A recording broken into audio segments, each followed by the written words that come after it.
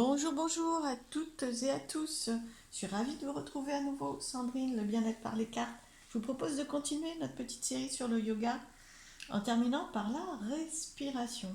Évidemment, pour tout sport, je dirais, puis même pour le corps, hein, bien sûr, il est indispensable de respirer.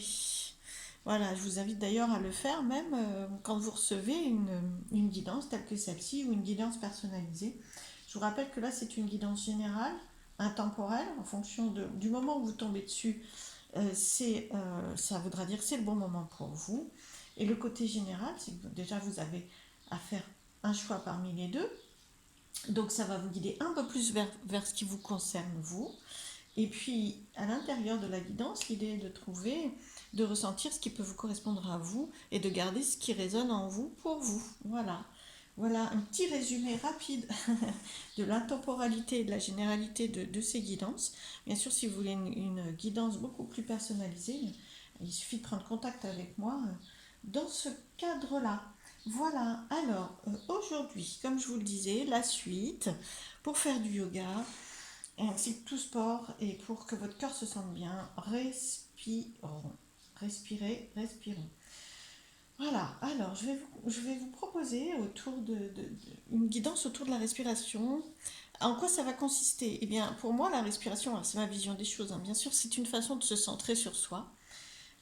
Donc là, vous voyez, je vais vous proposer deux choix.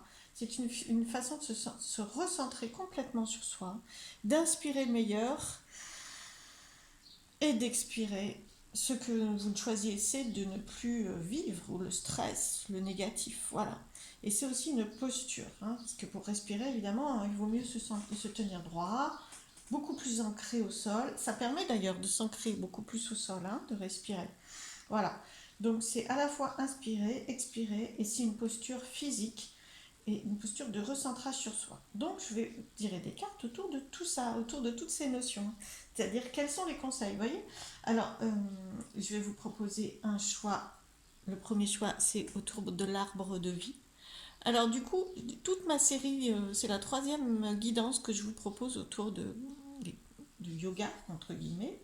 Voilà, je vous propose de faire du yoga. Et à chaque fois, je me suis servi des objets vibratoires créés par Claire Thibert, comme vous pouvez voir, l'arbre de vie. Je vous le rapproche pour que vous voyez bien voilà, le dessin doré de l'arbre de vie. Et puis, le pendule. Voilà. Donc, vous pourrez trouver les objets de Claire sur le site Vibratis ou son site personnel, le trésor des forêts. Voilà. Alors, donc je vous propose un groupe avec l'arbre de vie, l'autre avec le pendule. Choisissez bien, respirez. Je vous invite à respirer du coup pour faire un choix. C'est comme ça, hein.